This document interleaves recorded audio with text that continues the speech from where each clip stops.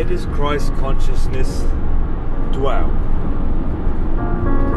Where does the yogi dwell?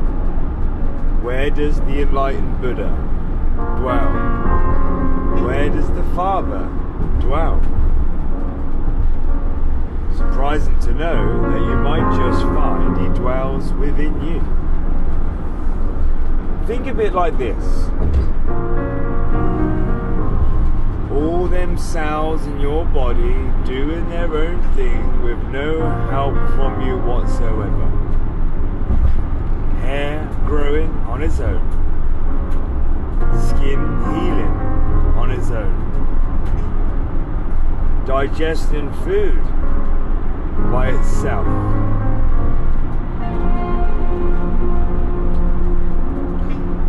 You are the enlightened Buddha. You are Christ consciousness. You are the yogi. You are Krishna. Inside of your body is a supercell. A supercell which observes everything. A consciousness. An intellect, intelligent observer.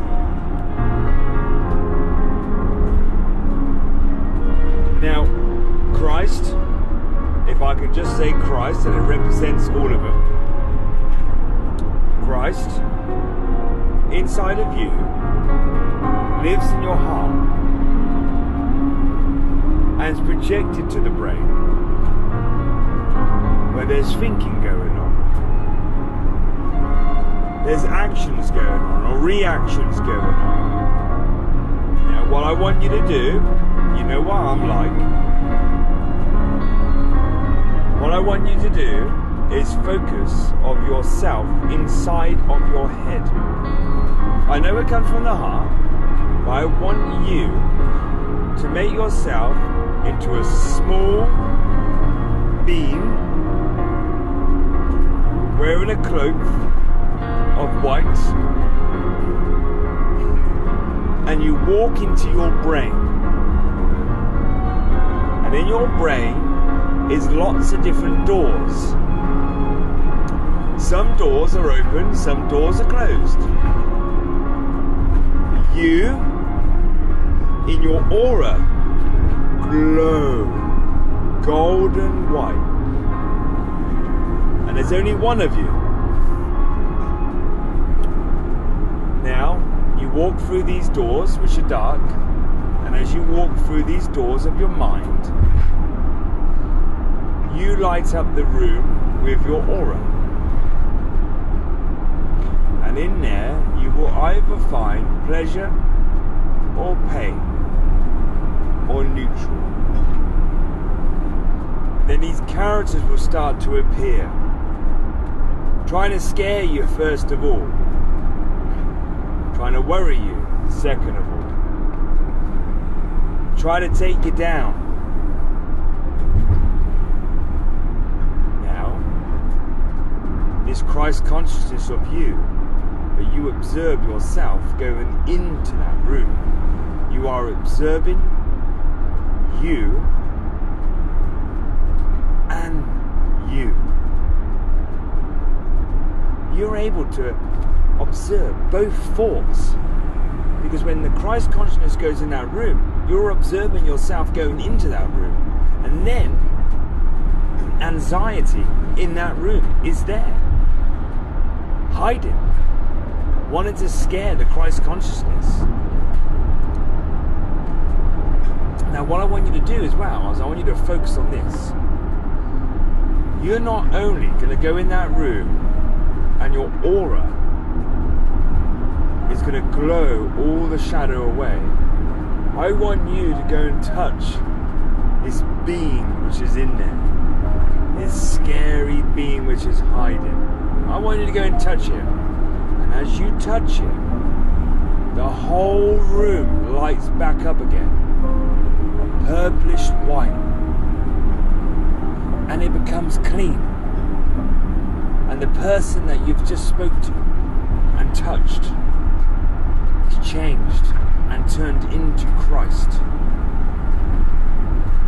Then you come back out the door and you leave the door open. And then you go into another door, a door which is shut. And you go in there and you open it. You don't need a key. And you open that one up. And again, it's gloomy, it's dark. It's got memories in there. Guilt memories. Unforgivable memories. Memories which you don't want to share, but you're walking in there. So as you walk in there, you feel this guilt. But because you recognize it, you are again observing your Christ energy going into the room of guilt. So you can see the two energies are there. The two thought processes are there. You are the observer again. So as you walk in, and you light it all up, and all the people that you feel guilt for, all the guilty things are in there. Every single one burns to flames. As Christ, your Christ, you, what looks like you, in his aura, in his cloth, you're imagining, as you go in there, you burn it. It all burns away, all of the guilt. And as it burns away, it doesn't go to dust. It goes to purple white. And then it's clean. Then you walk out with the door open. See, the analogy there is that you're able to do this yourself. You're able to observe yourself going into places with Christ. That's right. Christ, the enlightened Buddha, the yogi, the consciousness of the Father dwells inside of you. You are it. Jesus, when he goes in there and he goes into the houses or the temple and he goes and smashes all the stuff up, what's he trying to represent? He's representing he's a supercell. He's a supercell going into the temple and destroying everything.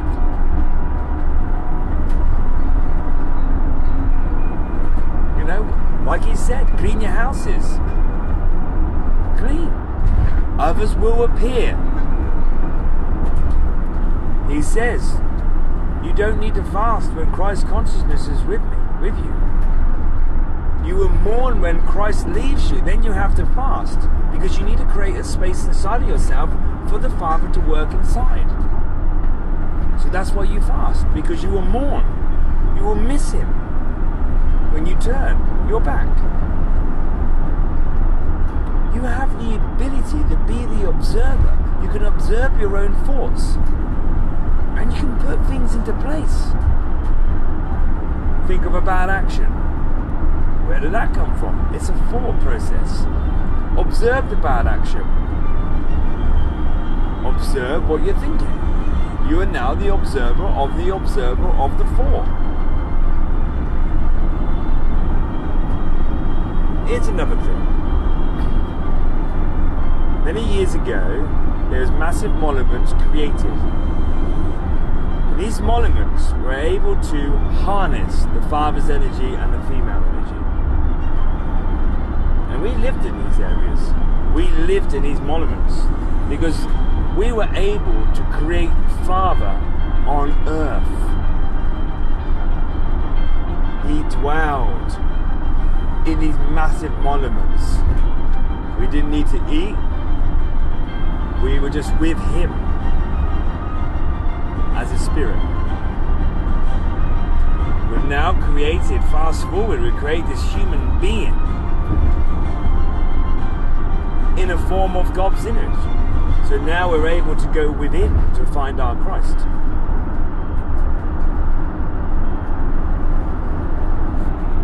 Okay. what I want you to do now, if you're able to do it, is like, I like to go through a process of where it's physical here, it must exist in heaven. Because there's rules here too. So say you get in your car, like I am now. Say I get in my car and I drive down the same road every single day. Yeah, so my thought pattern is the same as everyone else's. I jump on this main road and I drive down here every single day. And I know it's going to get me there quicker. I can get to the place where I need to go quicker. Okay, so it's convenient. Yeah? But all I see is concrete. So this is a portal. This is like a fast track portal on a physical form.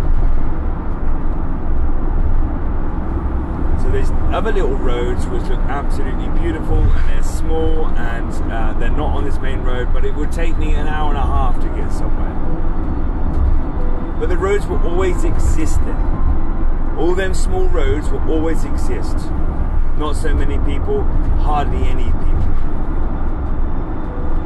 Hold on to me. Don't go. Don't leave me yet. Right. In your body, you have every single tool to take down the whole of these parasites, this thought, this projection of ideas of who you should be, these idols, these worships. Now listen. In your body, you have a roadmap, and it's exactly the same as physicalness. You have blood vessels, tiny ones, big ones, massive ones. If I trained in the gym every single day, my blood will go to the same place every single day, which means I'm taking it away from other organisms. So if I just trained, I would be in a form of raping my blood into the same place each time. Because blood is consciousness, blood is the Holy Grail. Blood, wherever it would go, will make things bigger and stronger, faster, and more upgraded. And if I keep on taking it away from vital organs, I will only work on what I can see, my muscles, not what I can't see. What I can't see is inside. So it's all about balance.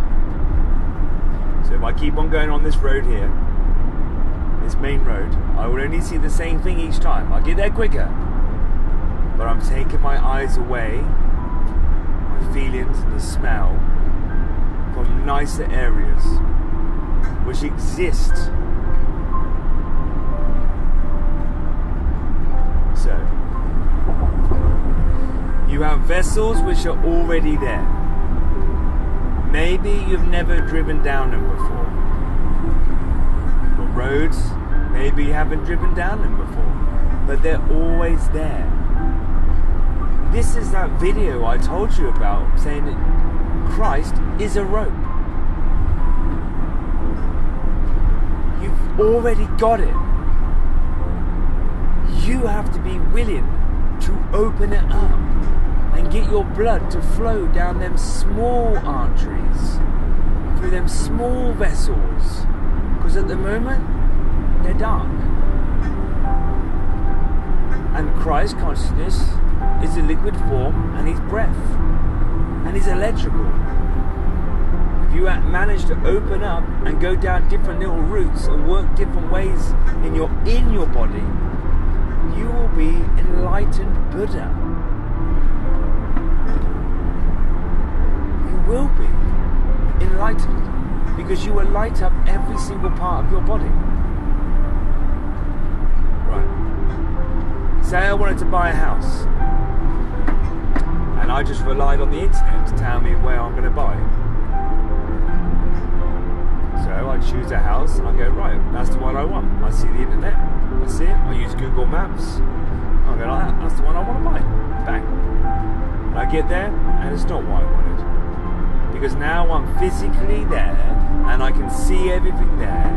It's not what I physically wanted, but I will pretend it's what I wanted, and I'll tell people it's what I wanted, but really deep down it's not what I wanted. It's not where I wanted to go. It just looked good at the time. I impulse buyed. I bought it because I was on impulse. Again, these are all thought processes. But what if I turned around and told you before you should buy a house, why don't you ride a bike around and go down them little roads that you've never gone down before? And don't even have it in your mind that you want to buy a house. You just go on a bike and you just ride around. See different areas. You're free to do that. You're free to ride a bike and go wherever you want to go. You're free. Go down them little roads. You don't want to be on that main road. No. And then what will happen is you will end up finding a beautiful place in a beautiful country with just the right environment for you to blossom. Put a seed somewhere. If I put a mango seed in the grass in the UK, it ain't gonna grow, is it? Put it somewhere else where it's nice and hot like Mexico, it will grow. It will grow. See? So when you start to cycle around and you do some investigating and you go down the little roads that you've never seen before, you start seeing sunsets and sunrises, and you see how beautiful it feels, and you smell the air, you will go, this is where I want to live. Here.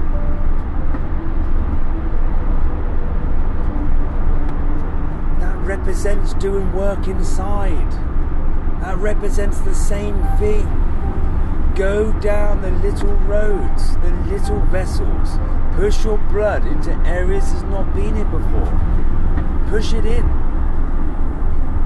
them small little areas where you need to stretch, where it's tight. And watch the consciousness grow inside of you. Watch that beam that you created at the start. Watch that beam go into dark rooms and put its light in there, that Christ consciousness, where you're able to explain and enjoy. Branching out. Filling the body with oxygen.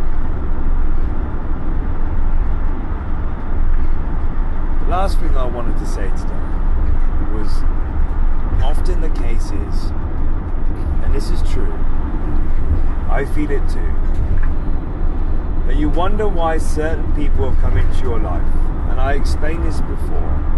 You project all these different rays of beams coming out from your heart, and each different colour of beam is a different person, a different being, a different character playing their role. Because, see, you have to observe them, and they pull things out of you for you to deal with. Okay, they play a role, a character. Okay, and you get a few bad ones and you get a few good ones, because you need to know the good and the bad, right? That's Christ consciousness. You need to know how to treat other people, because you don't want to be treated like that. You want to be treating them like the neighbour. Love them well. Now, people and relationships, children, what I want you to do is imagine this. I hold in my hand a crystal, and a crystal has a hole in it at the bottom and a hole at the top, and it spirals around, okay, and the hole goes all the way through. And I've also got little tiny little holes, or little beams that light would come out, but they're like little holes, okay? And if I put a light, so like imagine a ball of light, just a ball of energy, okay? You have to imagine it because you might not have seen it before, like a ball of energy. So put this diamond in front of you and it's floating. It's got a hole at the bottom. And as this ball of light goes underneath and through it and goes towards the top of it, you will then start to see the light shining out, the small little light, little prism lights at the bottom shining out.